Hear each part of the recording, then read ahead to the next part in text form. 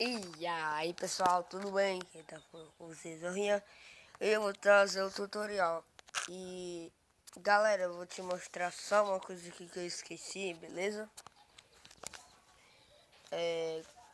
Ter essa pasta do OBB.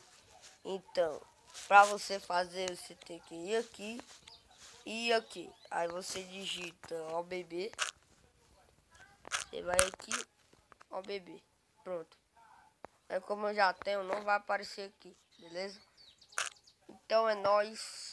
Bora lá pro vídeo, que esse vídeo tá 1000 grau.